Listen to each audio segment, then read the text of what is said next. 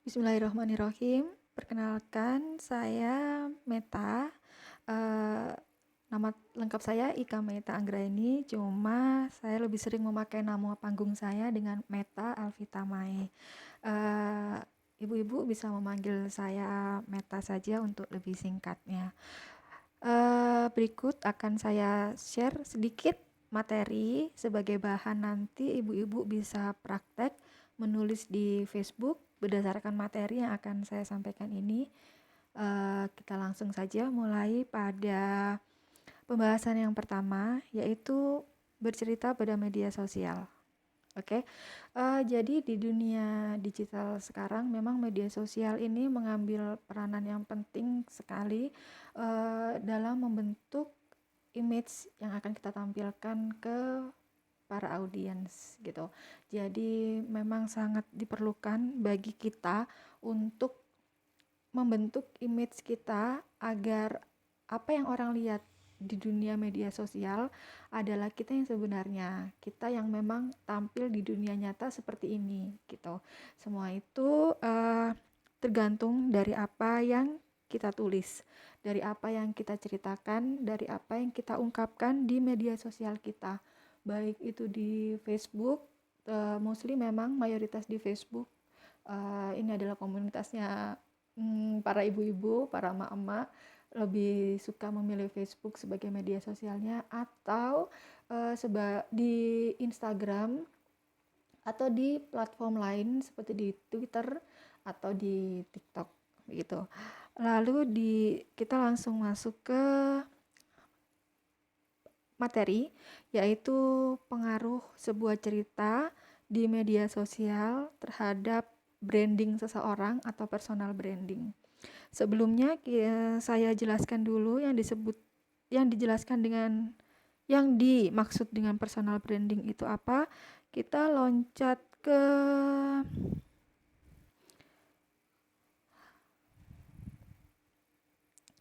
halaman berikutnya. Oke. Nah, ini kita loncat ke sini sebentar. Apakah arti personal branding? Personal branding ini adalah brand, atau kalau gampangnya sih kita ini pinginnya dikenal sebagai apa gitu ya. Jadi kita mungkin orang yang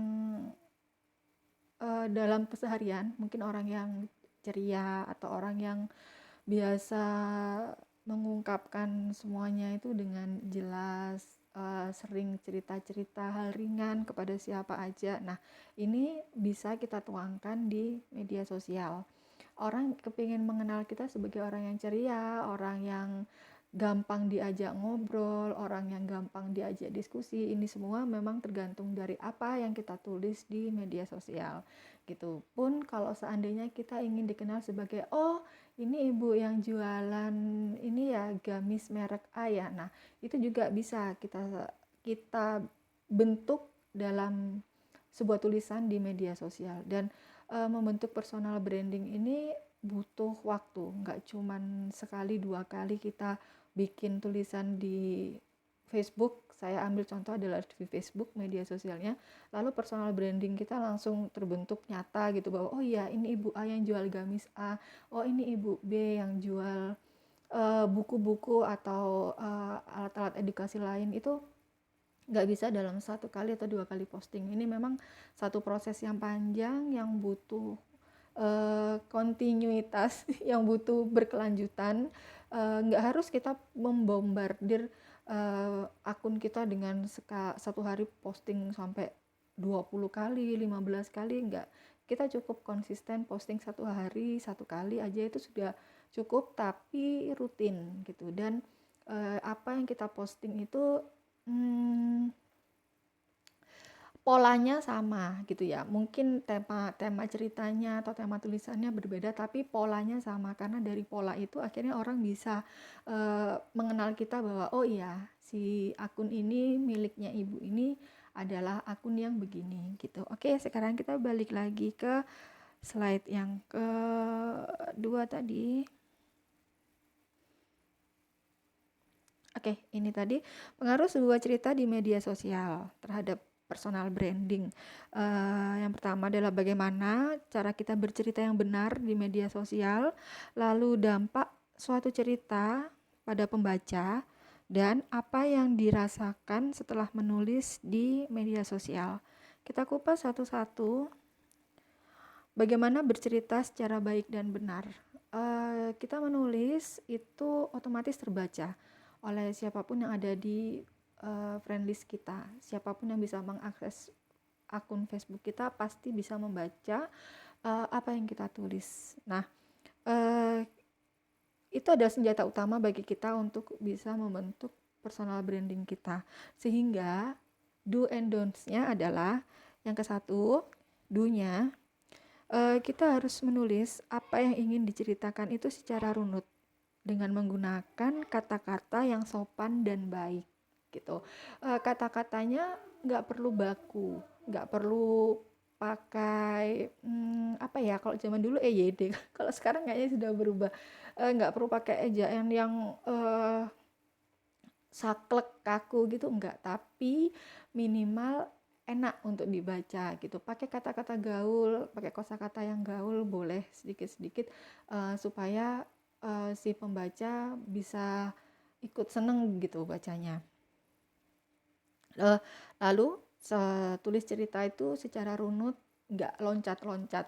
Jadi kalau memang kita lagi mau menceritakan tentang yang lagi hot topics kali ini adalah sekolah daring gitu.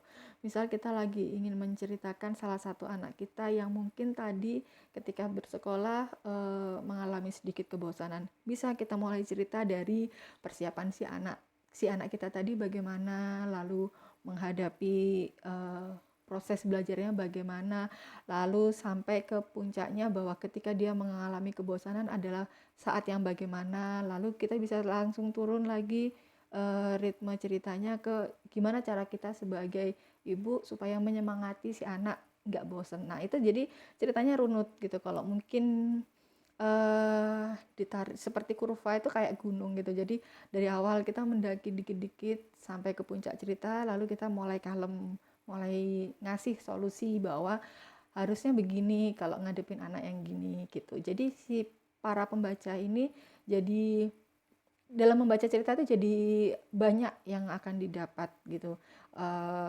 bahwa anak itu bisa ngadepin berbagai hal di sekolahnya yang daring ini. Lalu kebosanan itu juga salah satu PR terberat buat anak dan buat kita yang mendampingi, sekaligus pembaca juga tahu bahwa oh kayak gini ternyata ya solusinya supaya ngadepin anak biar nggak bosan lagi sekolahnya gitu. Mungkin dari tulisan kita ada manfaat yang bisa diambil oleh para pembaca gitu.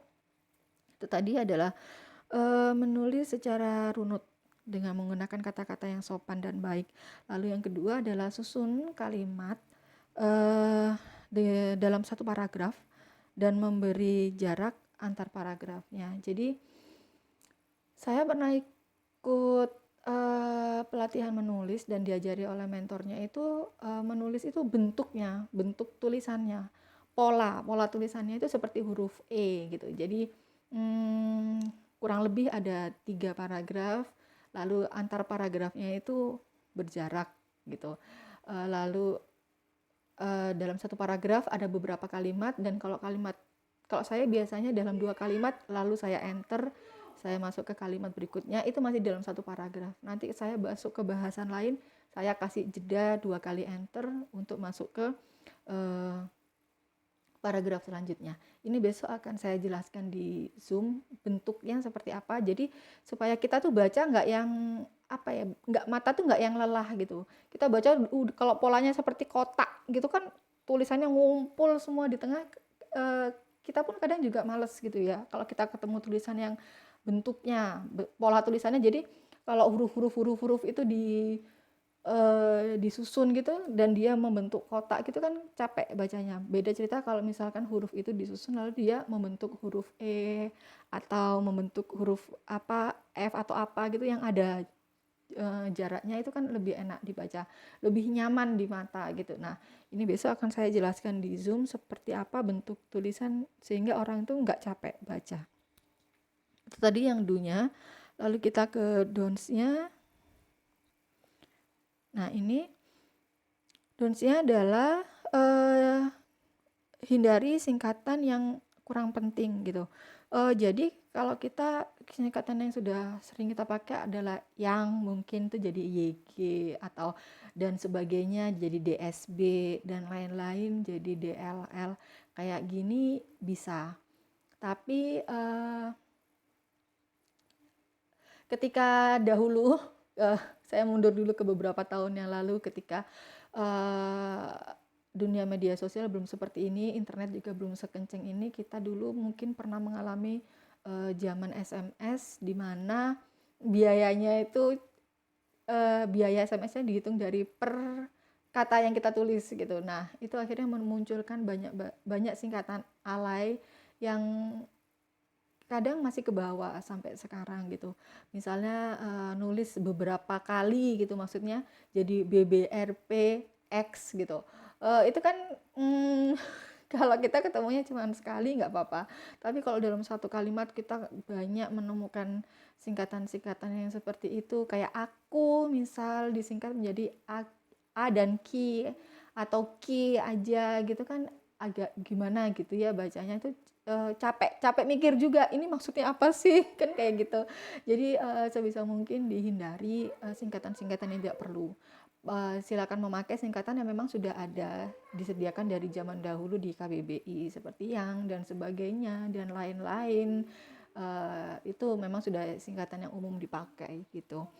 Kalau saya sendiri sebisa mungkin saya menghindari singkatan supaya orang nggak salah persepsi atas apa yang saya ingin sampaikan, dan supaya orang nggak capek gitu loh. Orang baca itu udah capek, jadi biarkan mereka membaca dengan nyaman, nggak pakai mikir ini maksudnya apa sih singkatan ini gitu.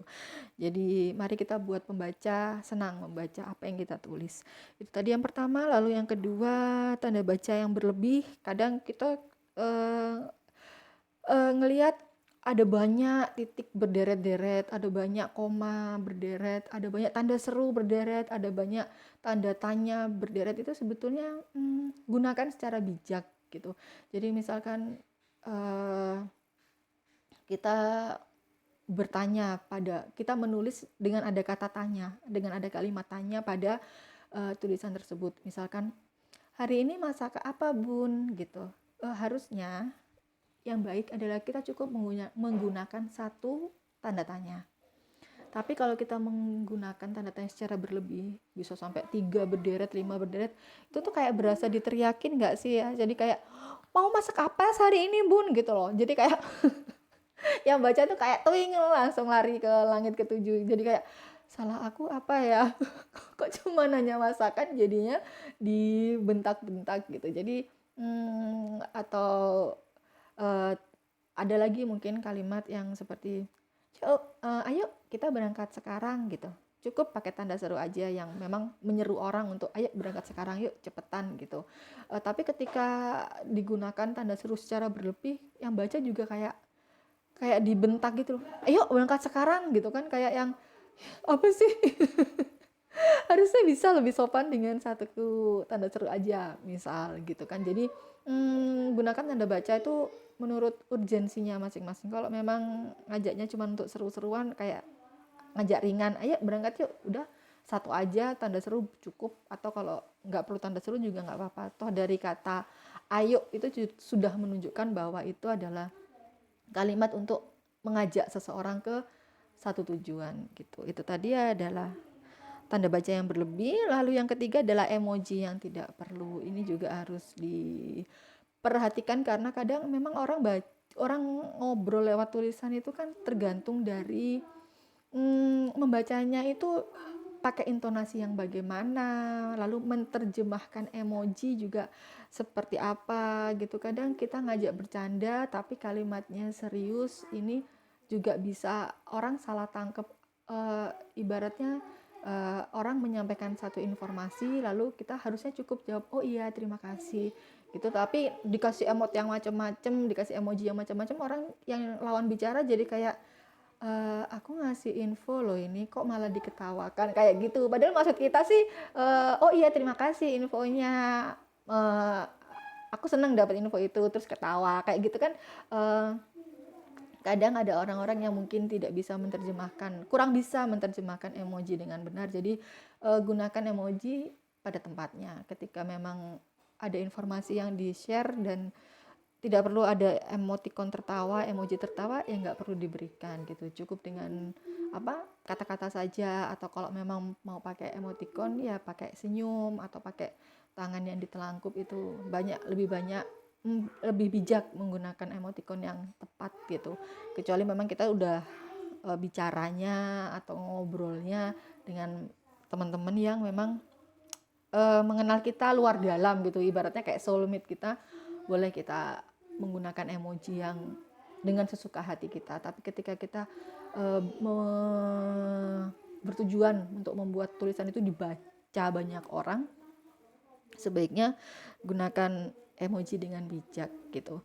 Ini sebelumnya saya mohon maaf banyak mungkin terdengar beberapa background karena memang ini anak-anak saya itu kan 3 laki semua, jadi ini tadi sudah saya bilang padahal jangan rame-rame, mama lagi rekaman, tapi ternyata tetap bikin iklan. Mohon maaf ya. Semoga terdengar dengan jelas, dan besok akan tetap saya ulang di Zoom. Lalu ini adalah dampak suatu cerita pada pembaca. Jadi orang membaca cerita kita pasti ada dampak yang mereka rasakan. Apakah mereka senang, apakah mereka sedih, apakah mereka marah, apakah mereka ngerasa iya ya ini bener, ini aku banget gitu kan, atau ada yang justru ngakak, ketawa gitu kan. Itu semua tergantung 100% dari apa yang kita baca gitu. Mungkin ketika kita menulis hal-hal yang sedih, reaction orang juga banyak. Ada yang bersimpati, ada yang ikut sedih, ada yang ngasih support gitu, ada mungkin yang justru kayak gitu aja kok ngeluh sih gitu kan. Kita nggak pernah bisa mengontrol orang untuk suka dengan tulisan kita gitu. Jadi gini, kita bikin tulisan lalu dalam hati kita bicara, semoga dengan tulisan ini orang jadi senang, jadi berempati, jadi bersimpati gitu. Tapi kemudian ada beberapa orang nun jauh di sana yang kayak kamu dikit-dikit ngeluh, dikit-dikit komplain, itu nggak bisa kita hindari. Jadi memang itu sudah qadarullah ya, memang sudah cetakannya masing-masing. Ada orang yang terlalu skeptis terhadap tulisan atau apa, kita nggak pernah bisa mengubahnya. Yang bisa kita lakukan ya kita berusaha membuat tulisan kita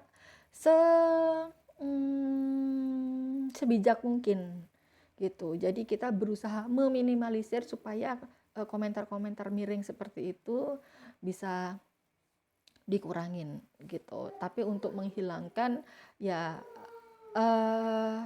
semoga bisa, karena kita memang tidak bisa mengontrol apa yang akan orang berikan reaksinya terhadap bacaan kita gitu. Jadi memang dampak suatu cerita di media sosial ini luas sekali. Jadi kalau dulu mungkin ada pepatah mulutmu adalah harimaumu, kalau sekarang adalah jempolmu adalah harimaumu gitu. Kita sudah banyak sekali ngelihat kasus, ada kasus-kasus yang sampai akhirnya lari ke ranah hukum hanya karena tulisan di media sosial, baik tulisan langsung diposting atau komentar di beberapa akun influencer, di beberapa akun pejabat, beberapa akun orang-orang penting mungkin. Jadi memang kita harus mulai bisa lebih bijak terhadap jempol kita, karena sekarang yang jadi harimau bukan cuma mulut tapi jempol juga bisa jadi harimau gitu. Oke, ini adalah dampak cerita pada pembaca. Lalu nah ini apa yang dirasakan setelah menulis gitu. Ada beberapa orang termasuk saya yang kalau punya ganjelan itu lebih suka diungkapkan dengan tulisan gitu. Jadi dengan menulis kita itu jadi ngerasa lega, karena seakan-akan ada orang yang mendengar di sana gitu. Jadi ada satu beban terangkat ketika apa yang saya risaukan, apa yang dibikin galau itu sudah selesai dibagikan gitu. Meskipun sebetulnya galau dan kalut itu belum ada solusinya, tapi dengan sudah kita sampaikan, maka galau dan kalut itu tadi sedikit berkurang bebannya.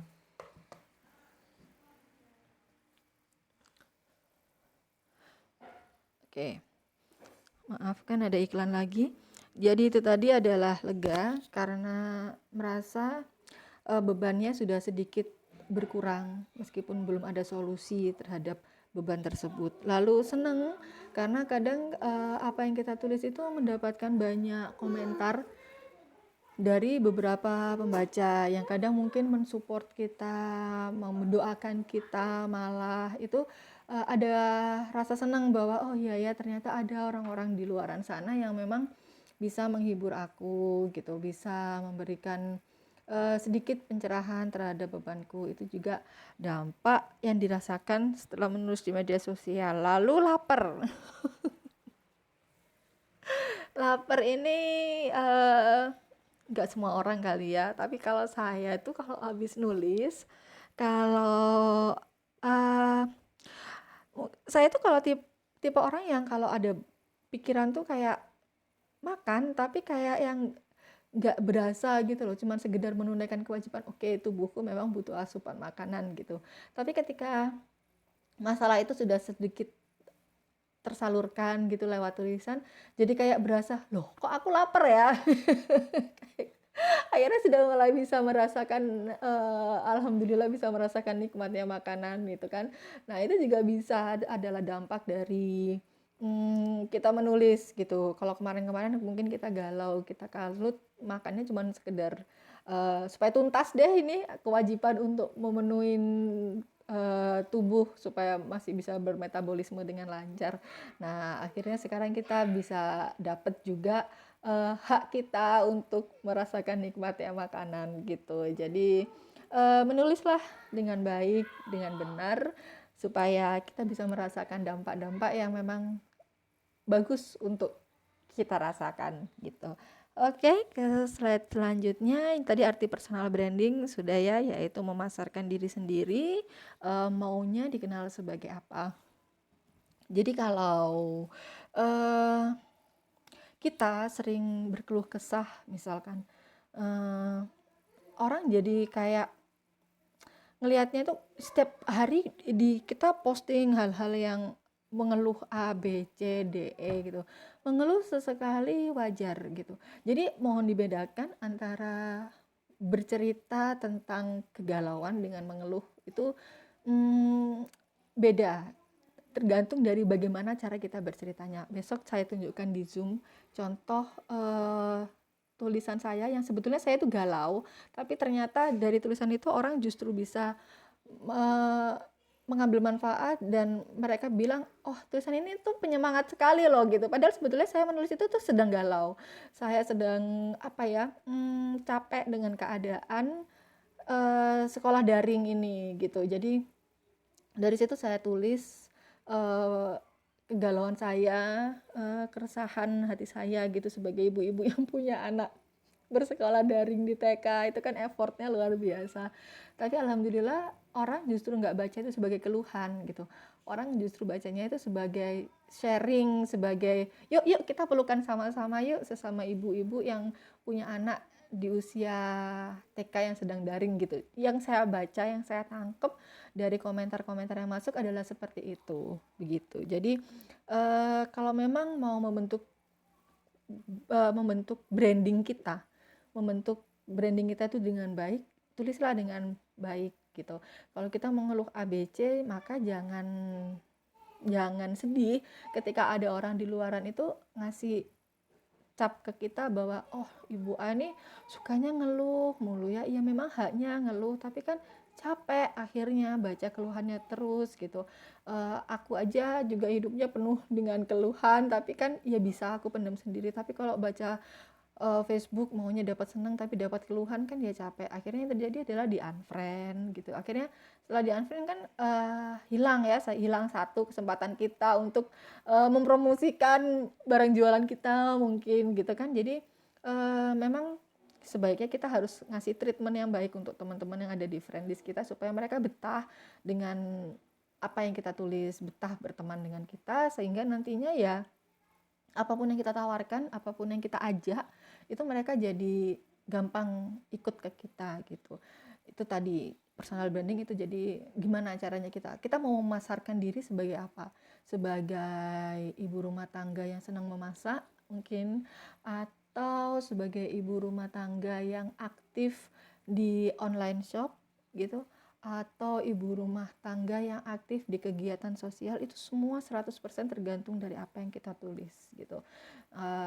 Kita kepingin dikenal sebagai ibu-ibu yang bisa memasak, berarti kita lebih sering menulis tentang masakan, tentang resep, lalu tentang menu-menu yang disukai oleh keluarga gitu. Siapa tahu dari situ nanti ada ajakan untuk order masakan mungkin, atau diajak join di acara gathering untuk sharing hal-hal yang berbau masakan dan lain-lain. Itu juga bisa. Jadi itu tadi personal branding, kita mau dikenal sebagai apa, itu benar-benar 100% tergantung dari apa yang kita tulis gitu. Sebentar ya, maaf ya iklannya ya. Lalu media sosial adalah semu gitu. Orang cenderung menilai kita dari yang kita tampilkan. Seperti yang tadi saya jelaskan bahwa orang tuh kadang ada salah persepsi gitu. Memang ada kayak terbagi dua kubu gitu. Ada orang yang berusaha terlihat baik di media sosial, padahal di dunia nyata dia biasa aja gitu. Dan mereka menggunakan media sosial mungkin untuk memikat orang supaya tertarik, dan nanti ujung-ujungnya terkena penipuan dan lain-lain. Itu kan banyak juga kasus-kasus seperti itu gitu. Jadi memang dunia maya itu semu gitu. Tapi kalau saya tuh punya prinsip bahwa apa yang saya tulis, apa yang saya ucapkan itu nanti ada pertanggungjawabannya di hadapan Allah. Jadi saya di media sosial ya seperti saya di dunia nyata gitu. Saya tidak menampilkan hal lain di dunia maya yang berbeda dengan dunia nyata gitu. Jadi sebisa mungkin orang nggak salah persepsi terhadap saya, meskipun memang dunia maya itu adalah dunia yang semu gitu. Lalu next slide, ini seberapa kuat copywriting dalam membangun personal branding? Kuat banget, karena image kita sepenuhnya tergantung dari apa yang mereka baca tentang kita. Seperti yang tadi sudah saya jelaskan di awal ya. Jadi kita mau dicapnya sebagai apa, kita sukanya ngeluh ya, jangan salahkan kalau orang bilang ibu itu sukanya ngeluh gitu. Jadi image kita ya jadi image yang orang yang gampang ngeluh, orang yang nggak bisa bersyukur atas nikmat yang sudah Allah berikan. Jangan salahkan orang lain gitu. Mungkin kitanya yang harus introspeksi bahwa oh iya benar, aku salah nulisnya di sini gitu. Lalu yang kedua, tulisan atau copywriting yang baik dapat membantu orang menilai kita gitu. Jadi tulislah yang baik supaya orang juga menilai kita dengan baik gitu. Meskipun dunia media sosial adalah dunia semu, tapi sebisa mungkin kita buat yang semu itu jadi nyata, bahwa apa yang orang kenal kita di dunia maya, di dunia media sosial, yaitu yang bakal orang temuin di dunia nyata kalau suatu saat nanti bertemu, ya seperti itu gitu. Lalu copywriting bisa membantu kita mengajak orang lain untuk mengikuti apa yang kita mau. Nah ini jadi tulisan itu bisa ngajak orang ke kita maunya apa? Kita mau orang ngajak join ke bisnis kita. Kita pingin orang dengan tulisan itu ngajak orang beli produk yang kita tawarkan. Dengan tulisan itu kita ngajak orang untuk mencoba kita punya layanan apa. Itu bisa 100% bisa, tergantung dari apa yang kita tulis gitu. Jadi memang copywriting ini banyak sekali membantu untuk orang itu terpersuasi gitu, orang itu jadi terbujuk, jadi kayak terpengaruh, oh iya ya, bener loh, aku butuh loh barang ini. Kayaknya kemarin nggak kepikiran, tapi setelah diceritain fungsinya barang ini, iya ya, ternyata aku butuh. Kan ada kayak gitu ya. Jadi mungkin orang tuh ngelihat apa ya yang simple, misalkan jepit rambut aja gitu. Orang tuh mungkin ngeliat jepit rambut, ah biasa aja lah, nggak usah beli, tuh ada karet ini gitu. Tapi setelah dijelaskan bahwa jepit rambut itu ternyata bisa loh untuk bikin rambut itu nggak gampang, nggak gampang rusak, karena dia kan cuma dijepit aja, bukan diikat kayak karet. Jadi akar rambutnya itu nggak gampang copot-copot gitu. Nah orang tuh jadi mikir, oh iya ya, ternyata jepit rambut ini yang kemarin saya pikir apa sih gitu, ternyata oh dia ternyata lebih baik dari karet. Nah kayak gitu kan orang jadi terpengaruh dengan apa yang kita tulis gitu. Nah, itulah sebetulnya copywriting tujuannya di situ, mengajak orang, kita jadi bisa lebih gampang mempersuasi orang, membujuk orang, mengajak orang ke tujuan apa yang kita mau. Begitu. Dan oke, ini adalah yang terakhir, tips membuat copywriting nyaman dibaca. Yang pertama adalah kenali dan kuasai produk atau layanan yang akan kita tawarkan, atau kalau bahasa kerennya product knowledge-nya ini pahamin dulu, kita mau jualan apa. Jualan jepit kayak tadi, kita harus tahu A sampai Z jepit ini kayak gimana, bahannya apa, fungsinya apa, cara pakainya gimana, keunggulannya apa dibandingkan karet. Itu semua harus kita kuasain supaya orang jadi tahu, oh ternyata jepit ini kayak gini gitu ya. Lalu yang kedua adalah pahami kebutuhan audiens gitu. Jadi kalau kayak audiens kita kebanyakan bapak-bapak, lalu kita jualan jepit rambut kan ya nggak mungkin gitu kan ya. Jadi pahami kebutuhan audiens kita apa. Kalau kita memang jualan jepit rambut, ya ayo kita buat friend list kita penuh dengan ibu-ibu gitu. Jangan kita penuhin friend list kita atau target market kita dengan orang-orang yang nggak butuh barang kita gitu. Kita mau jelaskan from A to Z sampai jepit rambut sampai berbusa, tapi kalau yang kita jelaskan adalah bapak-bapak, paling yang beli untuk istrinya itu cuma sekitar 5-10%. Yang lainnya, apa sih mbak, kan saya nggak punya rambut, kan saya botak gitu. Atau bapak-bapak yang gondrong, nah itu pasti akan beli jepit rambut. Tapi akan jauh lebih maksimal kalau ternyata target market kita atau orang-orang yang ada di friend list kita adalah ibu-ibu gitu, yang pasti mereka akan butuh jepit rambut karena di rumah kan biasanya gerah, pasti mereka butuh untuk rambutnya diikat. Nah kalau kita jualan ke bapak-bapak yang cuma 10% dapat terbujuk oleh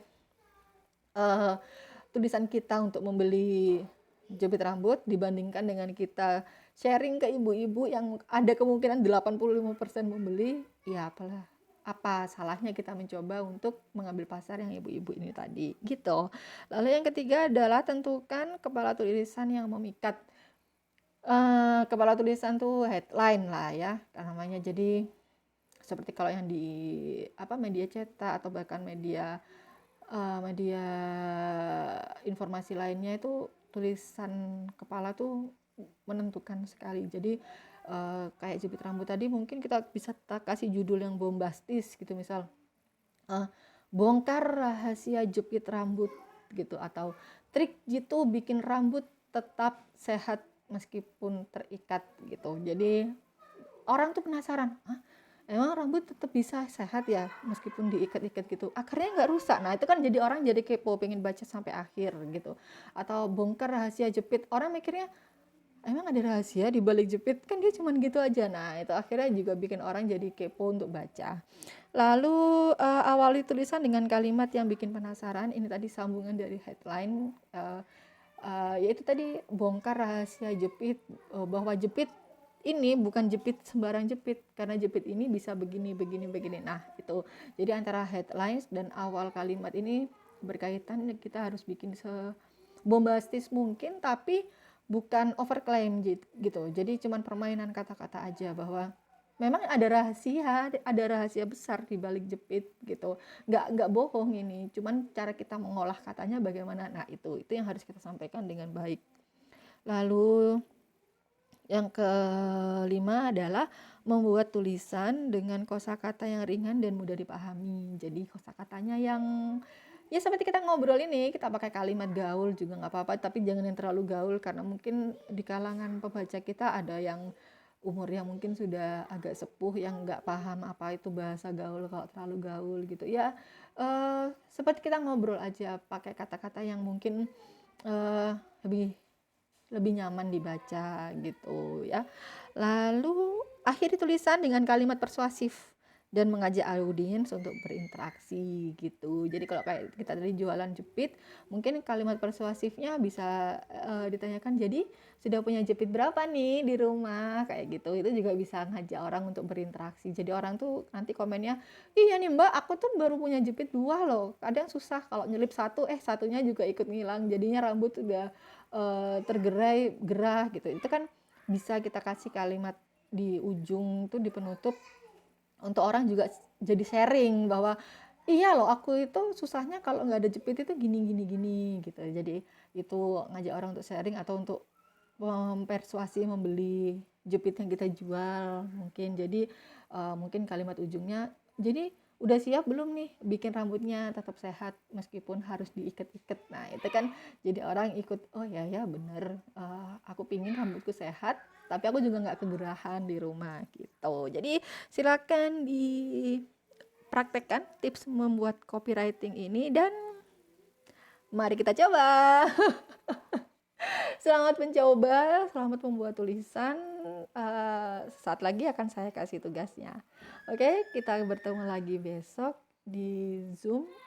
Insya Allah saya tutup materi kali ini. Assalamualaikum warahmatullahi wabarakatuh.